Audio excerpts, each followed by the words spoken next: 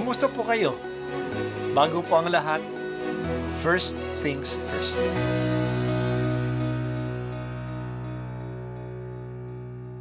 Good morning po. Sinisimulan po natin ngayon ang first things first. At dito po, tinatalakay natin sa unang bahagi ng umaga natin ay ang first readings na binabasa po sa banal na misa. Ito pong tinatalakay natin kasi madalas po kasi marami na tayong alam tungkol sa gospel readings. Pero konti po ang nagsasalita sa first readings. Pero ang first readings, bahagi din po yan ng Biblia, ng banal na kasulatan. Kaya susubaybayan po natin ang mga first readings, basahin po natin at kuminsan kailangan ng basahin ng 2 o 3 beses bago maintindihan kasi hindi po tayo familiar sa mga istorya at sa mga kaisipan na tinatalakay dito. Ang pagbasa mula sa aklat ni Propeta Isaias. Saan ninyo ngayon ipaparis ang Diyos? Siya'y kanino itutulad? Tumingin kayo sa sangkalangitan. Sino ba ang lumikha ng mga bituin? Sino ba ang sa kanila'y nagpapakilos at isa-isang tumatawag sa kanilang pangalan? Dahil sa kaniyang kapangyarihan, isa may wala siyang nakaligtaan. Israel, bakit ikaw ay nagrereklamo at tila di alintana ng Panginoon ang kabalisahan mo at tila di pansin ang iyong kaapihan? Di ba ninyo alam, di ba ninyo talos, na itong Panginoon ang walang hanggang Diyos? Siya ang lumikha ng buong daigdig. Hindi siya napapagod. Sa isipan niya'y walang makatatarok. Ang mga mahina't napapagal ay pinalalakas. Kahit kabataan ay napapagod at nanlulupaypay, ngunit ang nagtitiwala sa Panginoon ay magpapanibagong sigla. Ang lakas nila'y matutulad sa walang pagod na pakpak ng agila.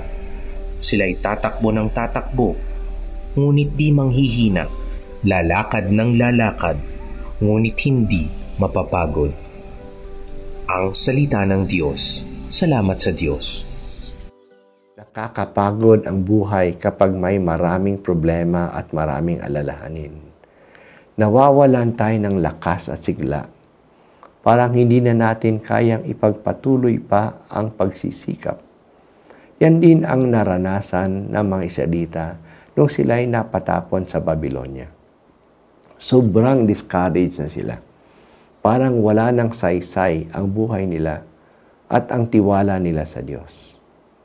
Napapaisip sila na hindi na pinapansin ng Diyos ang kanilang kaapihan. Pinaalala sa kanila ng propeta na tumingala sila sa langit. Tingnan nila ang mga bituin. Ang lahat ng iyan ay iniligay ng Diyos sa kalangitan at kilala ng Diyos ang pangalan ng bawat isang bituin. Huwag tayo magreklamo na tila di alintana sa Diyos ang ating kabalisahan at tila din niya pansin ang kahirapan natin. Makapangyarihan ng Diyos at wala siyang nakakaligtaan sa kanyang mga ginawa. Hindi siya nakakalimot at hindi siya napapagod. Ang lumalapit sa kanya ay kanya ring pinalalakas. Binibigyan niya ng bagong sigla ang lahat ng umaasa sa kanya. Mas malakas pa siya kaysa mga kabataan. Magiging tulad sila ng pakpak ng agila na hindi napapagod. Ganyan ang umaasa sa Diyos. Ito'y nararamdaman din natin. May mga panahon sa buhay natin na nanghihina na tayo, na wala ng energy na ipagpatuloy ang ating gawain. Mga estudyante na nawala na ng ganang mag-aral. Mga nanay na pagod na at sawa na sa mga gawaing bahay. Mga tatay na hirap nang maghanap buhay, lalo na kung wala silang permanenteng trabaho. Bawat araw silang nakikipagsapalaran. Kahit na nga ang mga nasa maayos na kalagayan ay nagsasawa na rin sa pare-parehong gawain sa opisina o sa tindahan. Naranasan natin sa ganitong kalagayan na nabubuhayan tayo ng loob kapag tayo ay nakapagdasal, kapag tayo nakarinig ng maayos na paliwanag na salita ng Diyos. Nabibigyan ulit tayo ng sigla. Kaya nga sa mga panahon na manghihina tayo, tumahimik muna tayo ng ilang sandali at makipag-ugnay sa Diyos.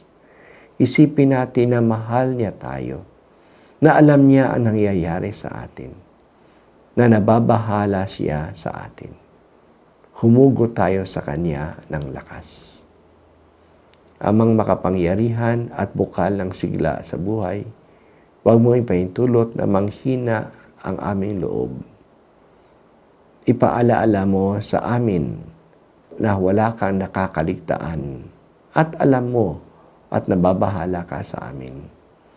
Alam mo ang nangyayari sa amin ngayon at nababahala ka. Tulungan mo kaming kumapit ng mahigpit sa iyo. Amen.